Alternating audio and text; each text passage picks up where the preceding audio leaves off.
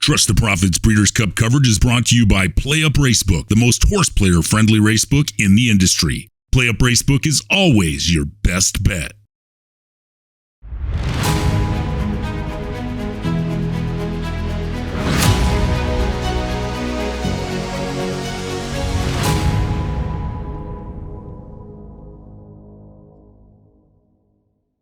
What's up, everybody? Colin Sheehan back here on Trust the Profits YouTube page. I figured I'd answer a question for those of you that just tune in on the big races, and that is, what is Breeders' Cup? I talk to so many people, and they don't really totally understand what Breeders' Cup is and how fantastic it is. The Kentucky Derby is a race for 3-year-olds only on the dirt, run at 1.25 miles. Most people know that. The Breeders' Cup, think of it like your all-star game for your leagues, combined with the Olympics, combined with the championship.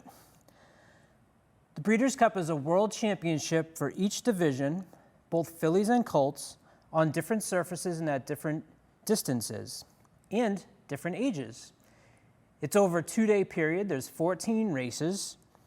And what's really important about it for owners, trainers, and everybody is that the minimum purse is $1 million. The Classic, which is the most prestigious race in the Breeders' Cup, is a purse of $6 million.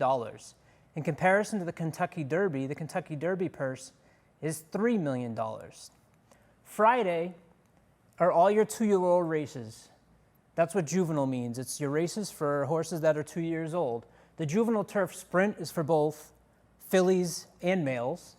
Then you have a specific race on the dirt for juvenile fillies and the juvenile males.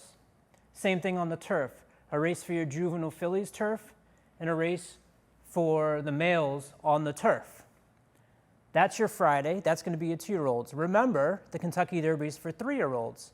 So the horses that you see on Friday, specifically in the juvenile, which is the race that's on the dirt, could be the horses you see in next year's Triple Crown. Then we get to Saturday. Saturday is 9 races, all the different divisions, for horses that are 3-year-old and up, starting off with the filly and mare sprint. There's a couple races that are specific to fillies, and that's the ones that say filly and mare. The rest are the open to either fillies or males, all leading up to the 2 biggest races, the Distaff, which is for 3-year-old and up fillies, and the Classic, which is for 3 years old and up. The Classic is considered the most prestigious of them all, with a $6 million purse, as I mentioned earlier. When you think of the Olympics, you have runners that are specific to a marathon, and you have runners like Usain Bolt that are specific to the sprint. Same thing on Breeders' Cup weekend. You have races that are specifically sprints on the turf and on the dirt. Then you have races that are longer, both on the turf and the dirt. These are the best horses in each of those divisions, at each of those surfaces, on each of those distances. That's what makes all of these races so special, especially with a $1 million purse at the very least for all of these races. What makes this so special is that horses have 3 ways of getting into a Breeders' Cup race. They can either win a predetermined win in your in race. Those are all completed, so the horses that have won those specific races have earned an entry into their specific category and division for the Breeders' Cup. There's also a point system, or there's a panel of experts. If a horse has been nominated, they can decide who makes the gate.